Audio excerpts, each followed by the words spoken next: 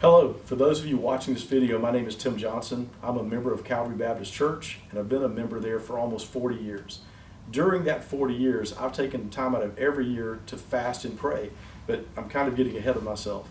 Today, I'm actually at my office and I'm meeting with a few of my employees who also are believers, and we're talking about fasting because next week, August 3rd through 9th, the Georgia Baptist Mission Board is asking those of us who are believers statewide to actually fast and pray for our state. And I thought the best way to share with you about what fasting is just to let you listen into our conversation. That being said, I've written most of it down so that I won't forget anything because I felt like there's a lot to say and I'm afraid if I don't write it down, I'll forget it. So join us as we have this conversation about fasting. So guys, you know I'm not a pastor, just a regular guy like you. I get busy with my life like you do, and I don't read my Bible as much as I should. So I'm not going to be able to tell you all the biblical precepts about fasting, but I think in just a short few minutes, I can give you the basics. I can tell you what is fasting, what is it, and what it's not, who is supposed to fast, how long you fast, all those different little things that you might want to know about fasting. I think I can share with you in just a few minutes. I'll start by telling you this. When I told my kid brother about this the other day and said that the Georgia Baptist Mission, I have to say that 3 times, the Georgia Baptist Mission Board was going to hold a fast, he kind of smirked and in a mocking tone said, "Well, what are you talking about? I didn't think you Baptists fasted." Of course, my response to him was, well, as a Methodist, you can think of it like this. It's sort of like our Lent, except for that we don't throw a party and throw beads around the day before we start a fast. And of course, we started laughing and we got to talking about fasting and what it is and what it's not. So I told him, I said, Dan, one year I actually gave up television for a whole week and didn't watch any television, and that was my fast. And he correctly informed me that giving up television for a week is not fasting. So exactly what is fasting? Glad that you asked that question. Fasting, if you look it up on Google, if you look it up in the dictionary, it is a willful refraining from eating for a period of time. Now, that sounds great, except for I do that every day. From midnight till 7 a.m., I don't eat, so therefore I'm fasting, right? So we're all fasters, except for, of course, we don't call that fasting. That's really called sleeping. So fasting is not just giving up food. There's really more to it than that.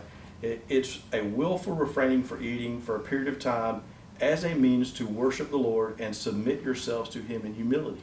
So there's a spiritual aspect to fasting. It's not just about giving up food. And people who do it for exercise, like intermittent fasting, that's not what we're talking about. We're talking about a spiritual need of drawing closer to God and doing it through the eliminating certain foods in our diet. I know that's a mouthful, but what you're really trying to do is say, I'm going to give up food for a specific period of time, asking God to intervene in my life. And that's what fasting is really all about. Most importantly, there are specific biblical references to fasting in the New Testament and the Old Testament, in both places. I've got some examples here I wanted to share with you. One is Joel 2:12, and it says, "Turn to me with all your heart with fasting." And that's an example of where, again, the Bible is telling us it's a heartfelt turning toward God. In Ezra 8:23 it says, "So we fasted and entreated our God for this, and He answered our prayer." In Esther, and if you know that story, it's a fabulous story. If you don't know it, go read the book of Esther. But in Esther, it says, "Fast for me and for my maids, and I will fast, and I will go to the king." And she found favor in his sight. Then this is the best part about it biblically for me, is where Jesus himself spoke about it. In Matthew chapter 16, verses 16 to 18, Jesus says this, "When you fast, do not look somber as the hypocrites do, for they disfigure their faces to show others they are fasting. Truly I tell you, they have received their reward in full.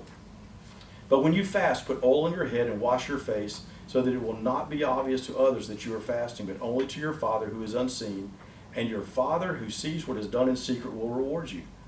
So the point of fasting was common among both Jews and Christians. It was a normal thing to do, and both Jews and Christians alike understood the purpose of fasting. And furthermore, if you look at what Jesus said in Matthew 6, He said, "When you fast," not "if you fast." So since He completes that thought with "your Father," I take this to mean that Christ was not intending those words specifically for the men who were standing there at that time, but for all believers. So he expects we all are going to fast. I can just hear you thinking right now, so how often should I fast? How much time do I set aside? And do you mean I can't eat anything? Okay, so how often should I fast? How much time should I set aside? And do you really mean I can't eat anything? So that's kind of weird, but that's okay. The Bible is not exactly clear. And that's what makes fasting so unusual, I guess, is because it's one of those areas that the Bible tells us we're supposed to do it, but doesn't even tell us what it is or answer those questions. I'll give you my opinion, but when the Bible isn't clear about something, even though I can give you an opinion, I think you have to pray about it and seek God's guidance, because it's a personal thing, and what answer you get will likely be different than the answer you get from someone else. So let me start with this. Let me start with how often. So first, whenever you feel led by God to do so, you should fast. That's easy, right? Secondly, when there's a church-wide request from the pastor for the entire church to enter into a season of fasting and prayer, like right now with the Georgia Baptist Mission Board, then of course we should fast. That said, fasting is a personal decision. In fact, no matter what the stated purpose of a fast is, fasting is always about a personal relationship between you and God, no matter what else is going on. So how long do I fast? Well, again, there's no biblical answer. It's very strange, but there are people I know. So James Dobson, who founded Focus on the Family, he and his wife fasted every Monday from Sunday after dinner until Monday night at dinner. They fasted the entire day on Monday. They did it their entire lives, and they did it for their children. And what they did is they spent every Monday fasting and praying for their children and for their children's future spouses and for their future grandkids. And so they did a day-long fast. With that said, I don't think they ate any food, and I think they only drank water during that day. I know that I've fasted before for 3 days, and I picked that number because that's how long Jesus was in the grave. I fasted for 3 days with no solid food. All I did was had liquids like soup broth or milk, but it was restricted, so there was no solid food during that time. Some people fast only during daylight hours.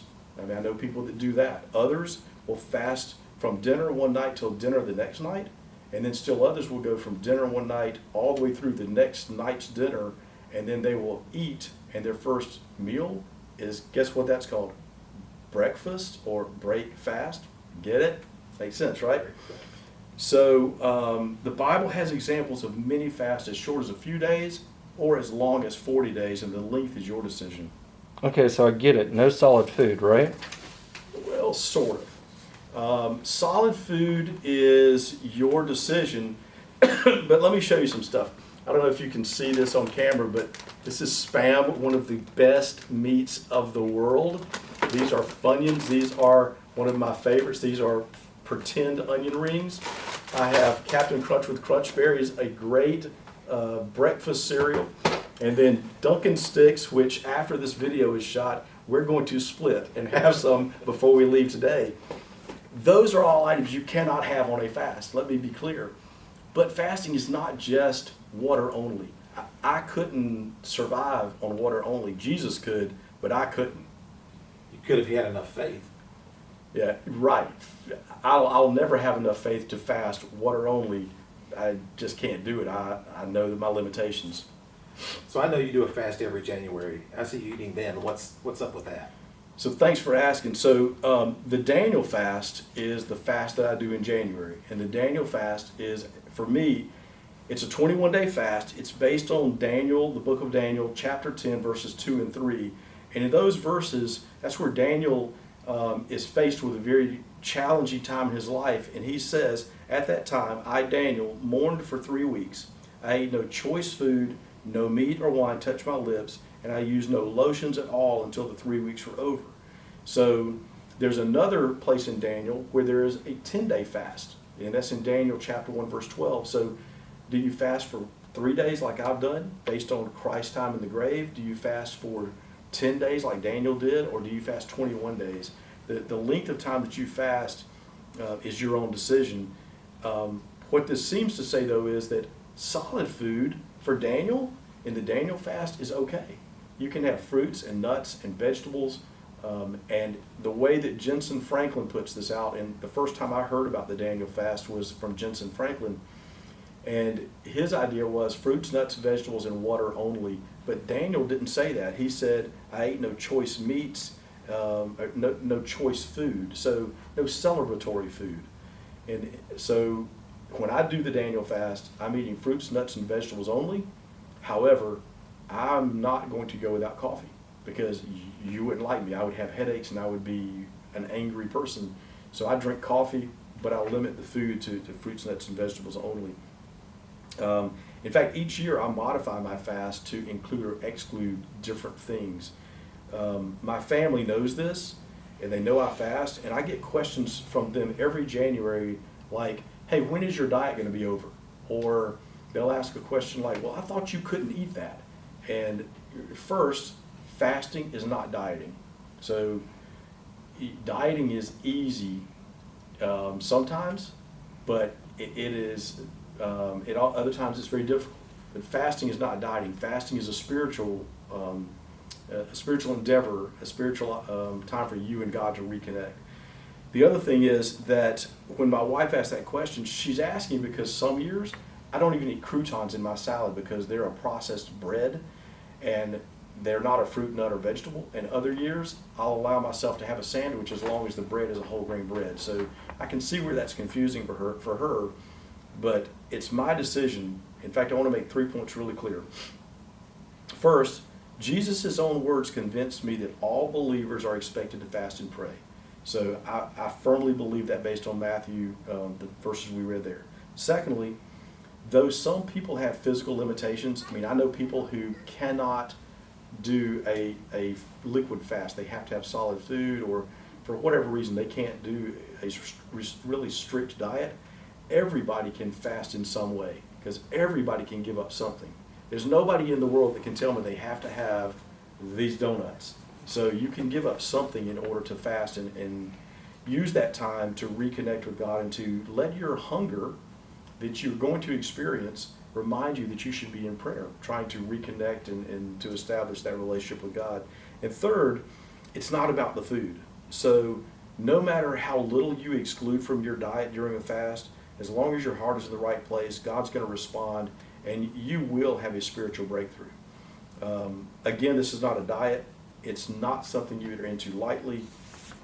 Fasting is definitely not an attempt to manipulate God or to get extra favor from God because He's so proud of you for having done it.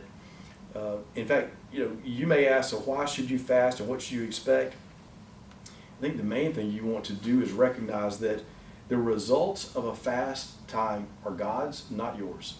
Your job is to fast and trust that God will do His will and that He will be glorified in it. So the people who benefit in a fast is the fasting person, and everyone that they are praying for will benefit from a fast.